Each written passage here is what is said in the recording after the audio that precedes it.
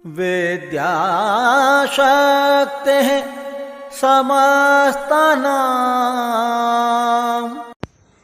प्यारे भैया बहनों, आज हम पढ़ेंगे पर्यावरण का अध्याय नंबर 3, जिसका नाम है कुछ खास एवं खास यानी विशेष। जैसे आज के ज़माने में हम देखते हैं कि एथलेटिक्स में बहुत सारे हमारे देश के बाहर से भी हैं जो शारीरिक रूप से कमज़ोर है, जैसे विकलांग हैं, अपाहिज हैं, वो भी खुशी से इंटरेस्टेड होते हैं और भाग लेते हैं। इसी तरह पढ़ने में भी अगर आपको कह दें आपकी आंखों पे पट्टी बांध ली जाए या फिर आपकी आंखों को बंद कर ली जाए और फिर कह दें कि आप किताब पढ़ोगे, क्या पढ़ सकते हो? नहीं पढ़ सकते ना। लेकिन ऐसे बहुत सारे भैया बहन हुए हैं, बहुत सारे लेखिकाएं हुई हैं जिन्होंने बिना आंखों के भी पढ़ाई की है। इनके लिए एक विशेष रूप की लिपि होती है जिसके द्वारा वो स्पर्श करके यानी छू लेते हैं, छू के उसे पढ़ते हैं। इस लिपि को कहेंगे ब्रेल लुई लिपि। ब्रेल लुई नाम के एक वैज्ञानिक थे, उन्होंने इस लिपि का आविष्कार किया था। अब सीधे अध्ययन पर जाते हैं। कठिन शब्दार्थ में देखिए खास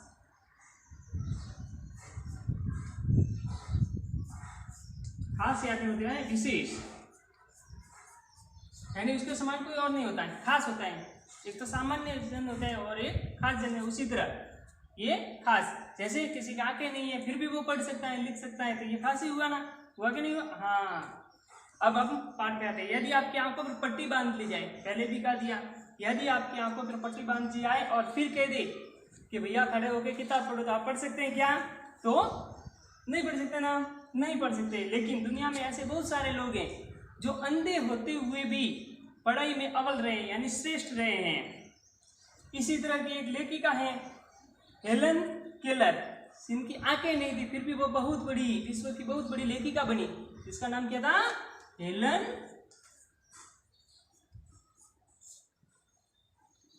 केलर। हेलन केलर कौन थी? एक लेखिका थी। लेखिका खास थी क्यों? क्योंकि उसके आंखें थे नहीं, बिना आंखों के भी वो पढ़ के बहुत बड़ी लेखिका बनी, यानी लिखने वाली लेखिका। जो लोग, अब ये तो आपने समझ लिया कि भाई जिनकी आंखें नहीं होती वो भी पढ़ लिख सकते हैं। इनके पढ़ने के लिए इसी तरह थोड़ी ना हमारी तरफ किताबें होती हैं, हम तो देख के किताब को पढ़ सकते हैं या किसी अक्षर को पहचान सकते हैं। जैसे ये लिख दिया क, तो आप सब भी पहचान सकते हैं कि ये क्या है? क है। लेकिन जिसके आंख है ही नहीं तो देख भी नहीं सकता, जो अंधा है वो तो इसको पहचान पाएगा नहीं। तो उसके लिए क्या होती है? एक विशेष लिपि होती है, उसके द्वारा ही वो इसकी पहचान करता है। उस लिपि को कहेंगे ब्रेल लिपि। जो लोग देख नहीं पाते वो किताबें कैसे पढ़ते होंगे?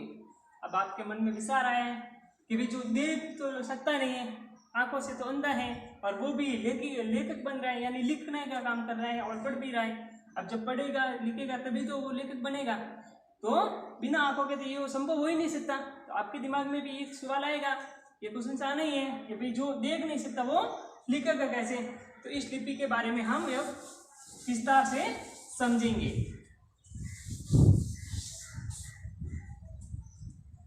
एक मोटे कपड़े के थैले में कुछ मिलती जुलती चीजें, एक बड़ा सा थैला लेते हैं, बड़ा सा कपड़ा लेते हैं, कपड़े का थैला लेते हैं, उसमें अलग अलग तरह की सभी चीजें अपनी एक बैग ले लेते हैं, उसमें पेंसिल, पेन, रबर, शॉर्पनर, चौक, ये सभी सामान उसमें रख देते हैं। अपने एक साथी को आंखें बंद करके उस थैली में हाथ डालकर कोई एक चीज पहचानने को कहिए। बारी बारी से ये सभी साथी एक एक चीज को पहचान करने का अभ्यास करेंगे। देखो अपनी क्लास में भी ये कर सकते हैं। जैसे एक अपने बैग नहीं तो अपनी जहाँ बैठते हैं उस दरी पे ही एक साथ बहुत सारे सामान रख दिए, जैसे स्केल रख दी, स्लेट रख दी, पेन, पेंसिल, इरेजर, शॉर्पनर, चौक, स्लेट पेन, ये सभी रख दी। और अपने जो पास में बैठा भैया बहन है उसको कहेंगे कि तू कोई आंखें बंद कर और इसमें से अभी सूख कर स्पर्श करके, यानी स्पर्श करना सूख कर ये बताना है कि भी पेंसिल कौन सी है। इसी तरह पहचान करिएगा। उन चीज़ों को हम आसानी से पहचान सकते हैं कि नहीं पहचान सकते हैं? क्यों हम पहचान सकते हैं? चौक है, पता है, हमने देखी है। इसको हम स्पर्श करते ही इसको सूझते ही बता देंगे कि ये चौक है। पेंसिल है, पेन को सूझते ही बता देंगे कि ये क्या है, पेन है। आपने चीजों को छूकर पहचाना होगा। हमारे वो साथी जो देख नहीं पाते उनके लिए विशेष लिपि की सहायता से छूकर वर्णों की पहचान करते हैं। इस लिपि को हम कहते हैं ब्रेल लिपि, जिसको स्पर्श करके या छूकर पहचानने की जो लिपि होती है, जो अंधे भैया बहने देख नहीं पाते उनके लिए जो लिपि होती है उसको क्या कहेंगे, ब्रेल लिपि।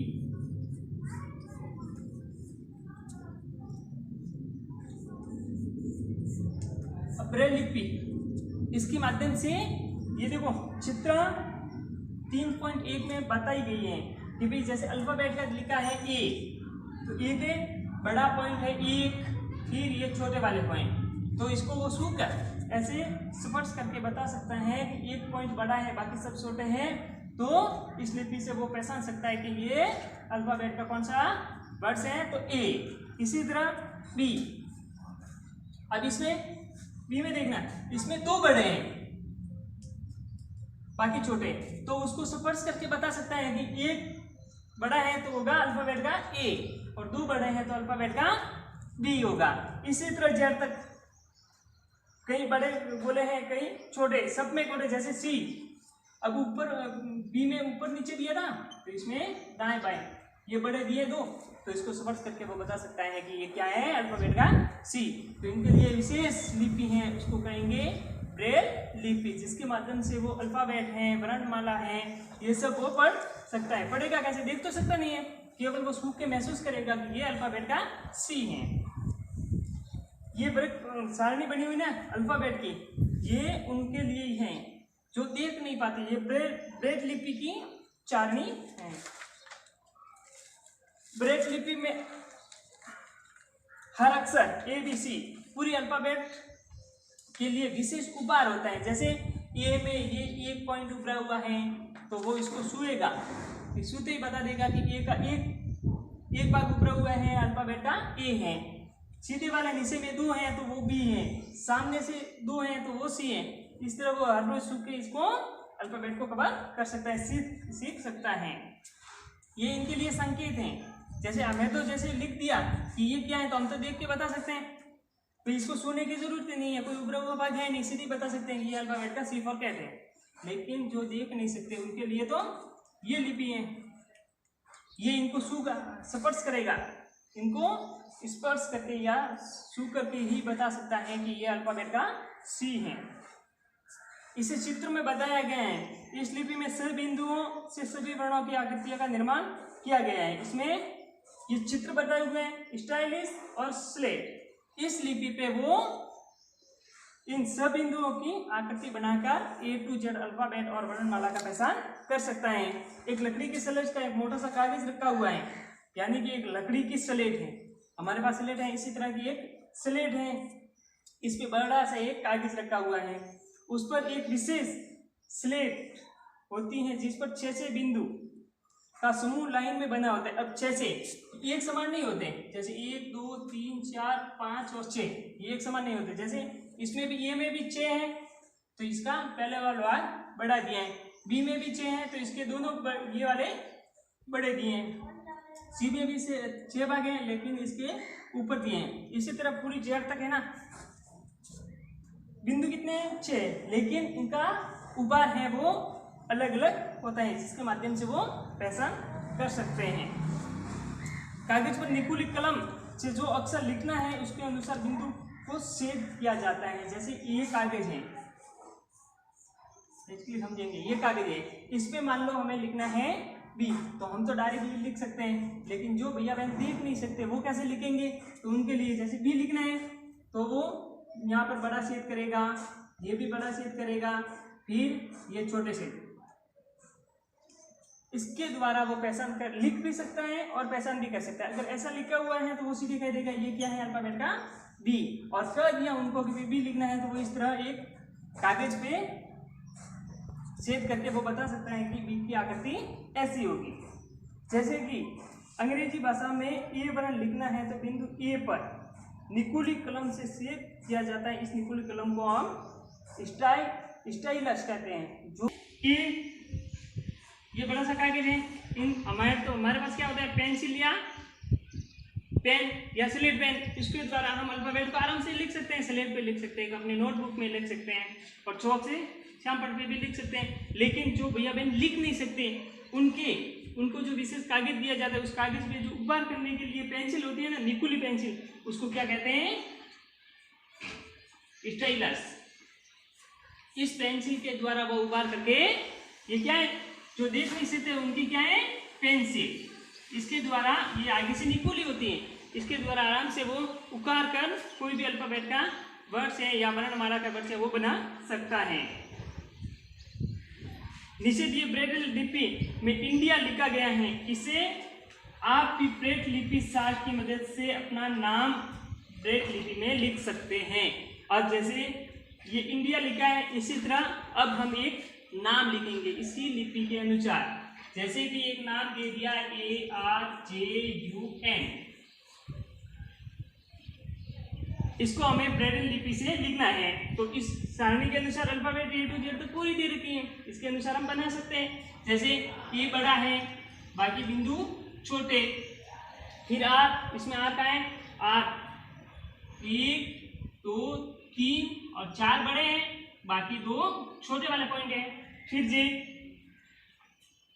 1 2 और 3 बड़े हैं, बाकी 3 छोटे हैं। और फिर U 1 2 3, ये बड़े हैं, बाकी 3 है वो छोटे हैं।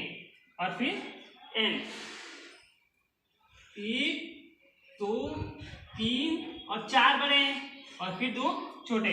इस ब्रेल लिपि के द्वारा हमने आराम से नाम लिख दिया अर्जुन। इसी तरह कोई भी नाम हो वो आराम से हम लिख सकते हैं। आज के लिए इतना ही रहेगा। कल से हम ब्रेल लिपि की पूरी जानकारी ग्रहण करेंगे। अभी आपको 2 सवाल गृह कार्य के लिए 2 क्वेश्चंस दे रहा हूँ, वो आप करके आएंगे। अभी हमने जितना पढ़ा है उसी में से, अपने जो पढ़ा है उसी पार्ट में से 2 गृह कार्य के सवाल होंगे, वो आपको करने हैं। बाकी ब्रेल लिपि है, ब्रेल लुई द्वारा निर्मित ब्रेल लिपि, उसके बारे में हम कल विस्तार से पढ़ेंगे। गृह कार्य का पहला क्वेश्चन।